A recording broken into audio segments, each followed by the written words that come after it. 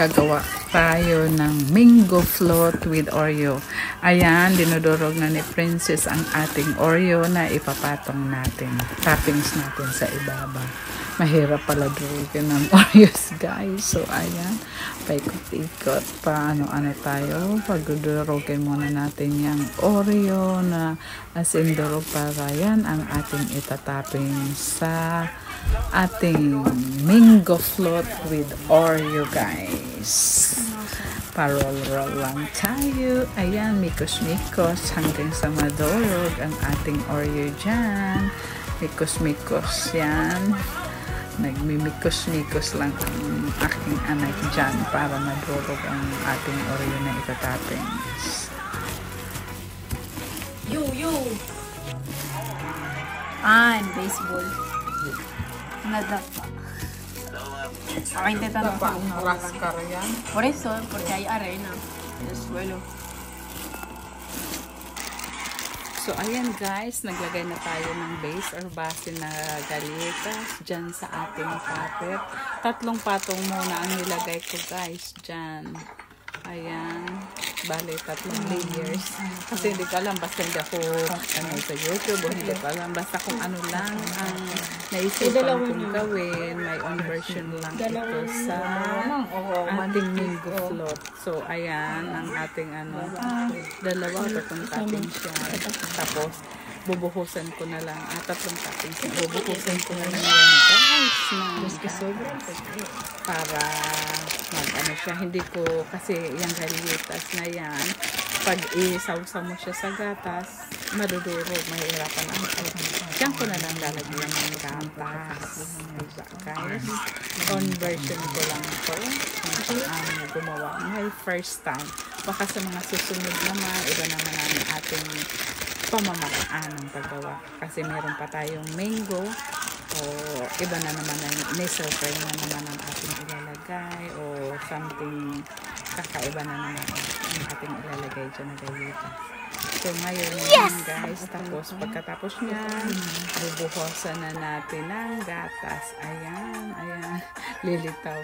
Hindi naman masyad mabubulog. Daming gatas, guys. Nasa inyo na yun. Na parang lumambot lang yung galletas natin. Pagkatapos ng gatas, ayan, yung malikida, yung natamuntada dapat sticky siya.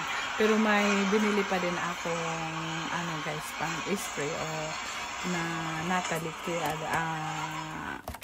nata o Nestle cream na pang spray para at least maganda dyan. Tapos ayan, nadami na parang dumami na tuloy kasi liquid yung ating nata. So ngayon papatungan natin siya ng gatas. Ayan, para tumamis naman kasi hindi naman matamis yung ating nata. So, ayan lang, para hindi din tayo matamis, konti din lang. Depende na yon kung ano ang gusto nyo, guys. Kung matamis ba masyado, kami, syempre, may mga ang aking Mr. Diabetic, kaya ganyan, ang ilalagay lang natin konting gatas, tapos papatong na natin, guys, ang mango. Ayun, papatungan pa pala natin. Kamali, no? Papatungan ko, ayan, nata pa rin. Ahí en el medio un poco. Nata montada. So, diba, spray lang, mikos-mikos. Tapos, ipa-flatten natin yan, guys. So, ayan, ganyan lang. Conversion ko lang to. Nuestra versión de mango float. Kayo kung nasa inyo yun. Tapos ipa-flatten na natin yan, guys. Na nata. Sí. Diba? Sarap naman. Dapat yun sana. No tenemos, no? Sausawan ng strawberry. Spatula dapat. Guys. Ayan, pag na-flatten na natin yan, ipapatong na natin dyan ang mango. Ayan, pinag-cubes ko lang ang mangga natin dahil nahirap naman inipis ko. Sana slice na panipis. Kaya ganyan lang, guys. So, pag lagyan na natin lahat na toppings natin ng mangga, Saka natin patungan na naman na yun yung dinurog natin na Oreo. So ngayon lalagyan na kayo nang bahala mag-design kung paano ang paggawa nyo o kayo nang nakakaalam. May kanya-kanya tayong pamamaraan. So ito ang naisip ko lang. Basta ano lang, dahil kasi first timer natin gumawa ng mango float. Ayan, umaapaw, floating na nga talaga, nagfo-float. Dahil refrigerated cake ito sa atin. Nagfo-float ang sa ating green. Ilalagay mo na yung biscuits. Kaya, so, mango float na lang. O aapaw. So, ayan, pinagawa natin ng nasa. Tapos, i-design na natin kung paano. Dahil, i-flatten din ulit natin. Tapos, papatungan ulit ng mango pag na-flatten natin ng natayang. Tapos, saka natin papatungan din ulit ng Oreo. May konting mangga pa rin sa ibabaw yan para naman, masarap. Pag palamig na yan, o ilagay ng konti sa freezer para nung nakain namin, ay parang ice cream na yan sa freezer. Pero hindi naman as in matigas para hindi na nyo makakain pag frozen talaga. Kung yan nila ng konti bago nyo kainin, kasi kung medyo malambot lang talaga siya pag nasa nibera lang o sa ref lang, refrigerated cake na kasi napadami nga ng gatas ang nilagay ko, kaya na lang natin, ilalagay din natin ng kahit na 15 minutes o 30 minutes at 1 hour sa freezer, tapos saka nyo kakain naman tayo. Mas maganda yung medyo nakakas ng konti, hindi naman yung pag overnight yan, sobrang tigas lang yan guys, kailangan nyo pa rin na kailangan magtutulog.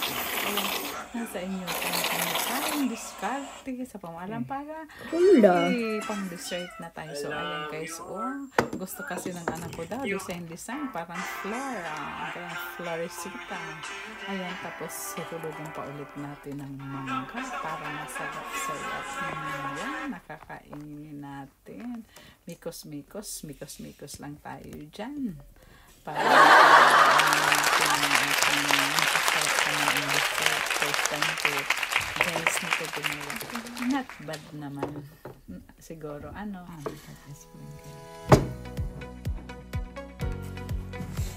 ayun guys, papatungan na magta-toppings ulit tayo ng Oreo. Ito na yung dinurog natin na Oreo, ilalagay na natin dyan sa ibabaw guys.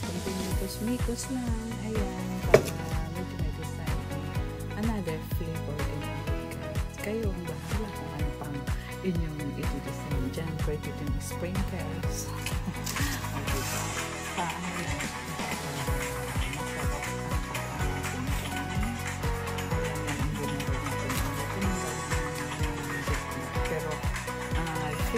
ilalagay din namin pag nadurog yung gitna ng oil, pwede mo na din natin ilagay kasi nito